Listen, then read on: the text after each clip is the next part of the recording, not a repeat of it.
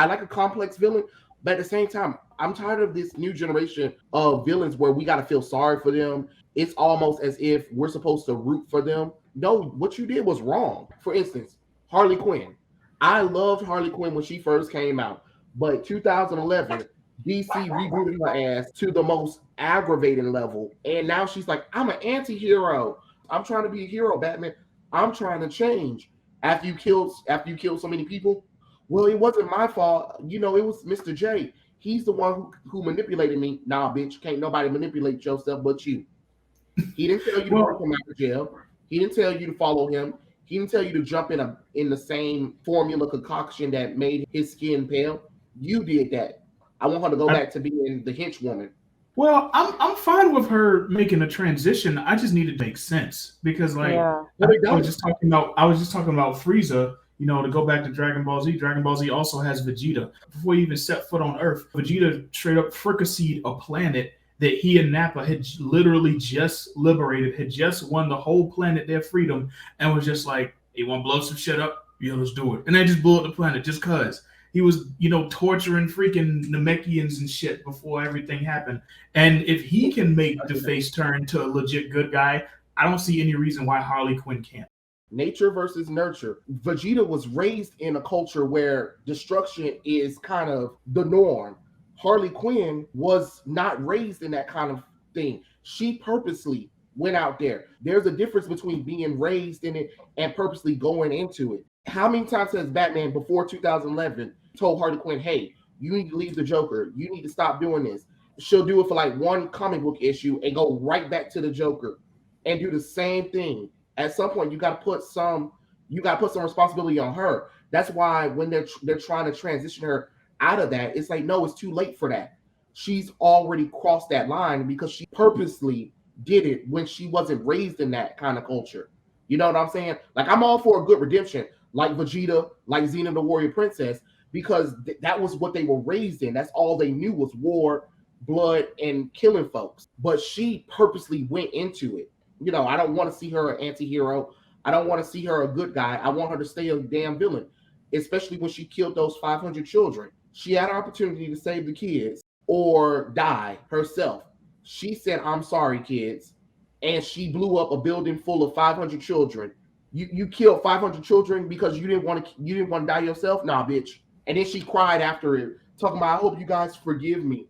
No, bitch. I'm not forgiving you.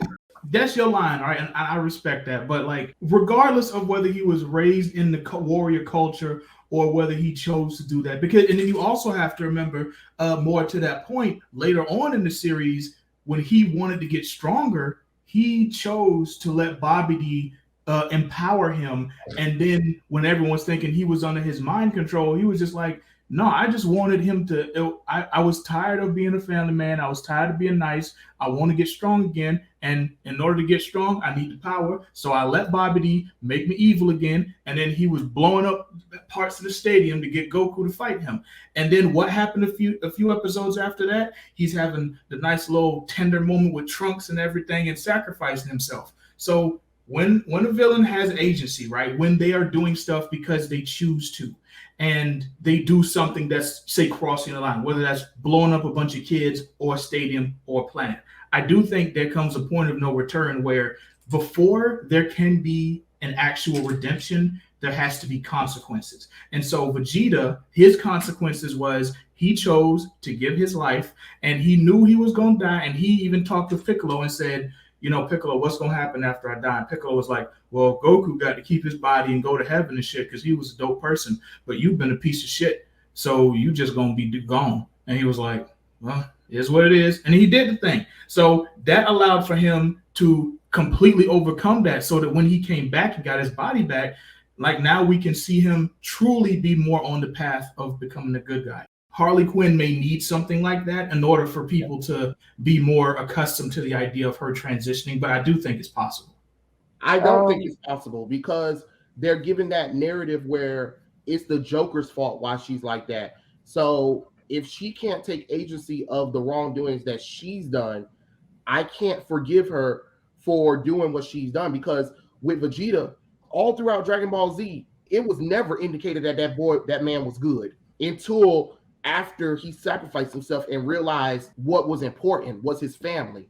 You know what I'm saying? Vegeta took responsibility. He knew he was raised in a culture that required killing or whatever, and he purposely let Bobby take control of him on purpose. Mhm. He still killed those people on purpose, and at the end of the day, he was like, "Oh shit, I have to be the one to put this monster down because I let my pride get in the way of the happiness that I had, but I didn't want that happiness."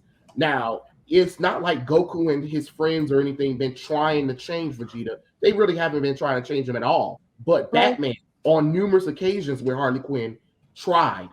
I remember like in the Batman animated series, like there was like a moment that Harley Quinn tried to be a good guy, but it was so hard for her because she was so used to the lifestyle of stealing Mhm. things and not paying for things and doing other like crook stuff. Even she admitted it, like I can change. I'm sorry, but at least I'm happy you trust, like you at least believed in me that I could change, but I'm sorry, Batman, I can't. And then like she kissed like Batman and then went to prison again. So in my opinion, I rather want Harley Quinn to stay evil. Even she admitted it. Like, I'm sorry, I can't change. That's just how I am. I'm not gonna change for anyone. That's not gonna happen.